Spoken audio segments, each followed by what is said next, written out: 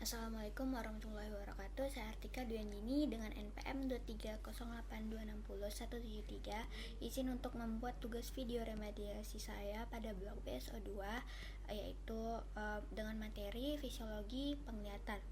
Berikut materinya, yaitu yang pertama ada anatomi mata, yaitu bola mata. Strukturnya terdiri dari beberapa bagian utama, yaitu sklera, bagian putih dan kuat yang melindungi bagian dalam mata. Kemudian ada kornea, yaitu lapisan transparan di depan mata yang membantu untuk pembiasan cahaya. Kemudian ada iris, bagian berwarna pada mata yang mengatur ukuran pupil untuk mengatur jumlah cahaya yang masuk ke dalam mata. Kemudian ada lensa, yaitu struktur lentur di dalam mata yang fokus pada cahaya pada retina. Kemudian ada retina, merupakan lapisan mata yang mengandung sel-sel cahaya atau fotoreseptor yang mendeteksi cahaya dan mengubahnya menjadi sinyal saraf. Kemudian ada saraf dan jalan optiknya. Ada nervus optik atau nervus yang kedua, fungsinya mengirimkan informasi visual dari retina ke otak untuk diinterpretasikan. Kemudian traktus optikus, bagian dari jalur optik yang membawa informasi dari nervus optik ke pusat pengolahan visual di otak. Kemudian ada struktur pendukungnya, ada otot-otot mata, fungsinya mengontrol gerakan mata untuk mengarahkan pandangan. Kemudian otot-otot mata atau otot-otot yang menggerakkan bola mata terdiri dari beberapa jenis yang berbeda sesuai dengan fungsi gerakan yang mereka lakukan. Ada otot eksternal atau ekstrinsik mata. Otot-otot eksternal mata melekat pada permukaan luar bola mata dan tengkorak.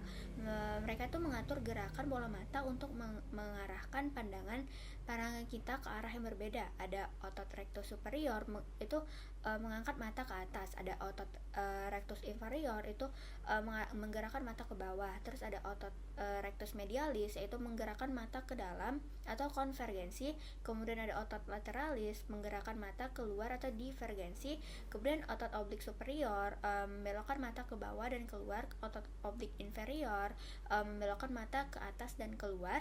Kemudian otot intrinsik mata. Otot-otot intrinsik mata terletak di dalam bola mata dan bertanggung jawab untuk mengontrol ukuran dan bentuk lensa serta pupil.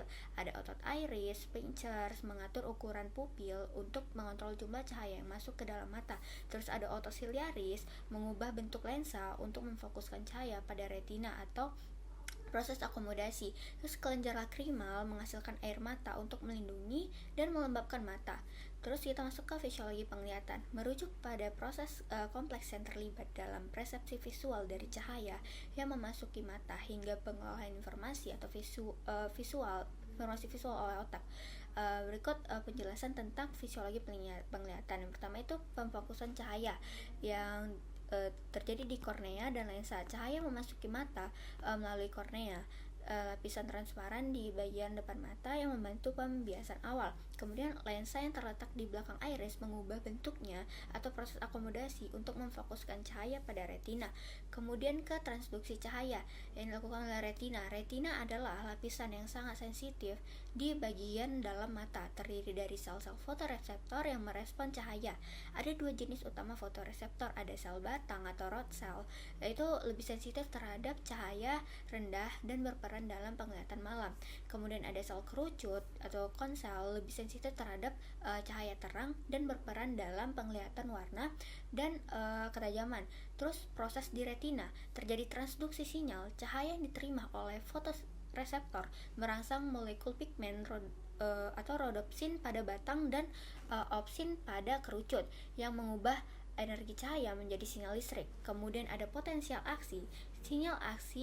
Sinyal listrik dari fotoreseptor disalurkan melalui sel-sel bipolar dan sel-sel ganglion di retina. Kemudian jalur optik, ada nervus optik. Sel-sel ganglion mengumpulkan informasi dan membentuk nervus optik. Kemudian ada nervus optik atau nervus 2 yang membawa impuls listrik dari mata ke otak. Kemudian di traktus optik, nervus optik dari kedua mata bertemu di chiasma optikum. Kemudian tempat di chiasma optikum itu tempat di mana sebagian serat saraf silang. Kemudian informasi visual dari sini terus masuk ke berbagai bagian otak, termasuk ke talamus dan korteks visual. Oke, sekian video presentasi yang bisa saya jelaskan. Mohon maaf Bila terjadi kesalahan saya dalam menjelaskan atau ada kurang-kurang dalam menjelaskan saya, sekali lagi saya mohon maaf. Wassalamualaikum warahmatullahi wabarakatuh.